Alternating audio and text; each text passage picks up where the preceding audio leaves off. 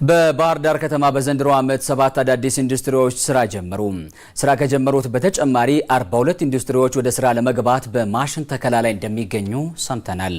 ፋና ቴሌቪዥን መረጃውን የሰማው የአምራች ኢንዱስትሪ ብሔራዊ አማካሪ ኮሚቴ በከተማዋ የሚገኙ አምራች ኢንዱስትሪዎች የስራ እንቅስቃሴን ዛሬ ሲጎበኝ ነው። ስለ ጉብኝቱ ተጨማሪ መረጃዎችን ሊያጋራን ባልደረባችን አለምሰገድ አሳዬ ከባህር ዳር በቀጥታ መስመራችን ላይ አግኝተነዋል። ከሱ ጋር አጠር ያለ ቆይታ አደርጋለሁ። አለምሰገድ እንደምን ውለሃል? አንተ ዛሬ በምትገኝበት በባህር ዳር የተለያዩ ስራ የጀመሩ ኢንዱስትሪዎች ጉብኝት እየተደረገባቸው ነው የሚገኘውና ምን አይነት ኢንዱስትሪዎች ናቸው ዛሬ የተጎበኙት? አጠቃላይ ያላቸው ቁመና ምን ይመስላል? መረጃውን ልታጋራን ትችላለህ? አመሰግናለሁ በረከት። በዛሬው ዕለት እንግዲህ የኢትዮጵያ የአምራች ኢንዱስትሪ ብሔራዊ ካውንስል ኮሚቴ ነው በዚህ በባህር ዳር ከተማ ላይ ከፍተኛ የስራ ኃላፊዎችን ጭምር እንዲሁም የኮሚቴውን አባላት ይዞ ጉብኝት እያደረገ የሚገኘው። ጉብኝቱ እንግዲህ በብሔራዊ ካውንስሉ ኮሚቴ ሰብሳቢ በአምባሳደር ግርማ ብሩ የተመራ ነው ማለት ነው። እንግዲህ የኮሚቴው አባላት የሆኑ የኢንዱስትሪ ሚኒስትሩን አቶ መላኩ አለበልን ጨምሮ የግብርና ሚኒስትሩ እንዲሁም ልዩ ከፍተኛ የፌዴራል የስራ ኃላፊዎች እንዲሁም የአማራ ክልል ርዕሰ መስተዳድር አረጋ ከበደን ጨምሮ የዘርፉ ባለድርሻዎች እንግዲህ በባህር ዳር ከተማ አምራች ኢንዱስትሪዎችን የስራ እንቅስቃሴ ተመልክቷል ማለት ነው። ኮሚቴው በዋናነት ምንን ታሳቢ አድርጎ ምንን መሰረት አድርጎ ምንን አቅዶ ወደዚህ ወደ ባህር ዳር መጥቶ ጉብኝት እያደረገ ነው የሚለውን ደግሞ ተጨማሪ መረጃ እንዲሰጡን የኢንዱስትሪ ሚኒስቴር ዴኤታ የሆኑትን አቶ ታረቀኝ ቡሉልታን እዚህ ጋብዣቸው አጠቃላይ ቆይታ አደርጋለሁ። አቶ ታረቀኝ አመሰግናለሁ። ምንድነው የኮሚቴው ዋና ዓላማ እዚህ ባህር ዳር መጥቶ ጉብኝት ያደረገበት? እሺ አመሰግናለሁ። የብሔራዊ የአምራች ኢንዱስትሪ ካውንስል ተቋቁሞ ለአምራች ኢንዱስትሪ ዘርፉ የተለያዩ ድጋፎችን እያደረገ እንደሆነ ይታወቃል። በማዕከል ቁጭ ብሎ ከሚያደርጋቸው ድጋፍ በተጨማሪ እየወጣ በየኢንዱስትሪዎች ጉብኝት ያደርጋል። በጉብኝቱ ወቅት ከአምራቾች ከኢንዱስትሪ ባለቤቶች ጋር የምርት ሂደቱን በመመልከት የታዘቧቸውን ያዩቸውን ችግሮች ተመልሶ መፍትሄ ይሰጣል። በዛሬው ቀንም በባህር ዳር ከተማና ዙሪያው የአምራች ኢንዱስትሪዎችን ምልከታ እያደረገ ነው ካውንስሉ።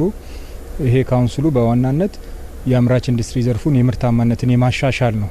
የሚገጥማቸውን ችግሮች በባለድርሻ ቅንጅት ነው የሚፈታው። አሁንም ጠዋት እየተደረገ ያለው ጉብኝት የተለያዩ ኢንዱስትሪዎችን አይተናል። በዚህ ጉብኝታችን የኢንዱስትሪ ባለቤቶች ያነሷቸው ችግሮች አሉ። ለምሳሌ የኃይል አቅርቦት መቆራረጥ እንደ ችግር አንስተዋል። የፋይናንስ አቅርቦት፣ የኢንዱስትሪ ግብአቶች ችግሮች መኖራቸውና ሌሎችም ተነስተዋል። እነዚህ ችግሮችን በቀጣይ እየተከታተልን በመፍታት የአምራች ኢንዱስትሪ ምርታማነትን ማሻሻልን ማዕከል ያደረገ የካውንስል ጉብኝት ነው። ስለዚህ ይሄ ለኢንዱስትሪዎች እንደ ልዩ እድል የሚወሰድ ጉብኝት ነው ማለት ነው። በጣም አሪፍ። ምናልባት እንደው ኮሚቴው አባላቶች በርከት ያሉ ናቸውና ዘርፎች ደግሞ አላቸው። ምክንያቱም የአምራች ኢንዱስትሪው የተለያዩ ግብአቶችንም እንዲሁም የአቅርቦት ሰንሰለቶችንም ያሉት ከመሆኑ ጋር ተያይዞ ምን ይወስዳል? ምክንያቱም የተለያዩ ሀሳቦች ሲነሱ ስለነበረ ከመብራትም ከአቅርቦትም ከልዩ ዘርፎች አንጻርና ኮሚቴው ምን ወሰደ? ምን አየ? ለምሳሌ እስካሁን ከተጎበኙት ውስጥ አንደኛው ኤምኤስኤ የምግብ ኮምፕሌክስ ነው። ሌላው ደግሞ አባይ አግሮ ኢንዱስትሪ ነው። እነዚህ ለምሳሌ ካውንስሉ አባል የግብርና ሚኒስተሩ አለበት። በተለይ ከግብአት አቅርቦት አኳያ ችግሮች ተነስተዋል። ግብአትን አንዳንዶቹ ከአርሶ አደሩ ጋር ቀጥተኛ የኮሜርሻል የሆነ ግንኙነት አድርገው ነው የሚቀርብላቸው። አንዳንዶቹ ደግሞ በሌላ አካል ነው የሚቀርብላቸው። ስለዚህ ይሄን ግብአት እንዴት ይፈታል የሚለው የግብርና ሚኒስትሩ እና የሱ ቲም ወስደው ይፈቱታል ማለት ነው። ሌላው ደግሞ ለምሳሌ ከብረታ ብረት ጋር ተነስቶ የፋይናንስ ችግሮች እንዳሉባቸው ተነስተዋል። ስለዚህ ፋይናንስን የሚወክሉ የልማት ባንክና የንግድ ባንክ ኃላፊዎች አሉ። ስለዚህ ይሄን የፋይናንስ ችግር ወስደው ይፈታሉ። ከዛ ውጪ የኃይል አቅርቦትና መቆራረጥን በተመለከተ የመብራትን በሚመለከት የባለድርሻ አካላት ከፌዴራል ከኛ ጋር አሉ። በፌዴራል ደረጃ መፈታት ያለባቸው ችግሮች የፌዴራል ተቋማት የስራ ኃላፊዎች ወስደን ከሚመለከተው ተቋማት ጋር እንዲፈታ እናደርጋለን ማለት ነው።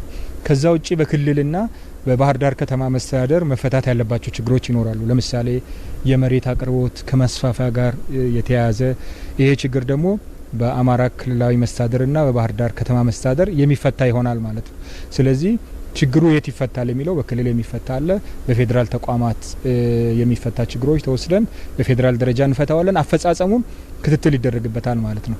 ስለዚህ ይሄ ጥሩ አጋጣሚ ነው ብዬ ማንሳት እፈልጋለሁ። የኢንዱስትሪ ሚኒስትር ዴኤታ ታረቀኝ ብሎልታ ለጊዜው ታመሰግናለሁ።